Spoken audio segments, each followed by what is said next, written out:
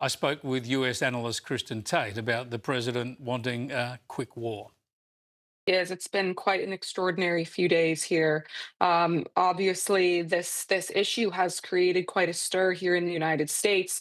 Most people will recognize that Iran's regime, it's repressive, it's hostile to American interests, it funds proxies across the region, and it's long pursued nuclear capabilities. Having said that, here on the ground, I know a lot of Trump supporters, and there are many Americans who they're not weeping for the Iranian regime, but they're still very skeptical of military intervention and regime change wars. We were told last June, if you remember, Chris, by the White House that Iran's nuclear facilities were completely obliterated. That announcement is still on the White House website. If that's true, many people are asking why are further strikes necessary now? And if that assessment back in June was overstated, why were we assured at that time that the threat had been neutralized? Now the White House is saying things that sounds to a lot of people like regime change, and this trajectory kind of worries a lot of people and brings us back to the George Bush days. When Trump was on the campaign trail, he really set himself apart, not just from Democrats, but from other Republicans as well, by denouncing nation building and saying we are going to focus our energy and our resources here at home. So there is a lot of concern right now amongst Trump's base. And yes, we all hope this will be a very quick operation. There's no doubt that Donald Trump has changed his mind. He'd probably regret what he said last year. There's no doubt he's focused, if not on regime change, on eliminating all of the military apparatus of this regime to remove it as a threat. And obviously, the supply of Iranian oil to China factors into all of that. So there's a lot of strategic interests here at play. Here's what the Secretary of State's had to say. Again, I'm not going to give away the details of our tactical efforts, but the hardest hits are yet to come from the U.S. military. The next phase will be even more punishing on Iran than it is right now. Now, this is the point to get back to this timing of the war, and you've expressed very clearly the uncertainties of American citizens, especially the MAGA base. I mean, apart from minimising the trauma on the ground and the casualties and American expense, obviously, in terms of maintaining that support in America, that's one of the reasons they really need this to be over quickly. Absolutely. One of the big core tenets of America First was that the president kind of drew a straight line from foreign interventionism to America's domestic decline. You can just drive across this country into any US city and you'll see that point underscored. Cities are struggling with crime and homelessness that make places unsafe for families. We've got deadly drugs that have poured into this country, 100,000 Americans dying per year of overdoses. Public education is just pathetic in this country. The United States, we can barely keep afloat major cities like Baltimore. And now they're saying that they're going to go in and replace the entire government of Iran. It just makes a lot of people very nervous when we voted for Trump to really focus our firepower and our resources here at home. And, we haven't even mentioned the debt yet. This country is like $40 trillion in debt. So this could get very expensive as well.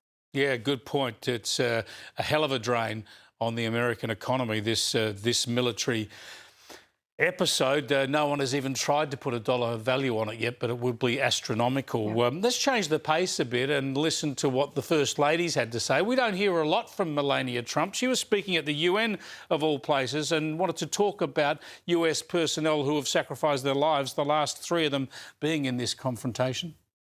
My heartfelt condolences to the families who have lost their heroes, who sacrificed their lives for freedom. Their bravery and dedication will always be remembered.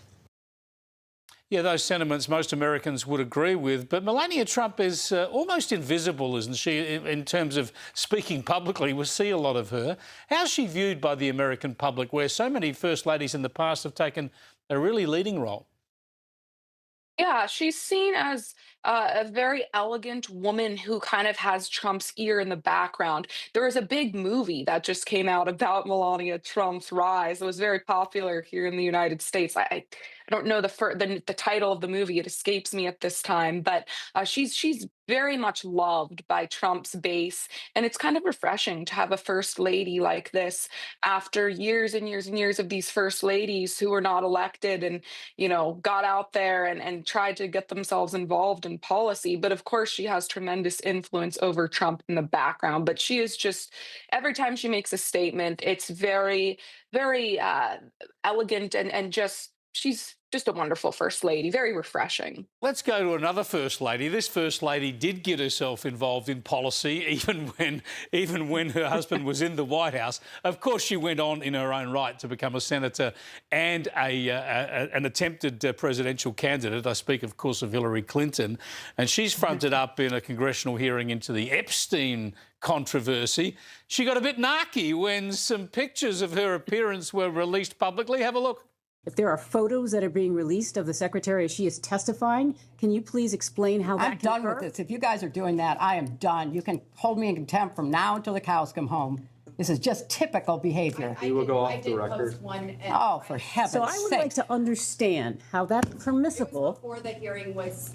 It doesn't matter. We all are abiding by the same rules. I will take that down. Yeah, So well... I would like to take a break at this moment. Yeah, I'd like to have I'm a done conversation. for now.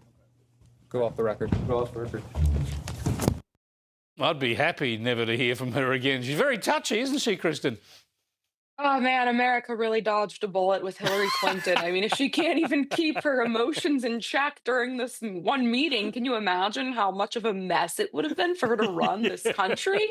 And you know what's so ironic about this, Chris? She made a big issue about how they wouldn't let media in during the deposition. She wanted a public deposition. And then she's going off about one photo. But yeah, I mean, I could just never see her again in public life and be very content with that. I think all of America is just done with Hillary Clinton. That includes both Democrats and Republicans. A bigger mess than Joe Biden. That is saying something. Thanks for joining us again, Kristin. Catch you next week. Thank you, Chris.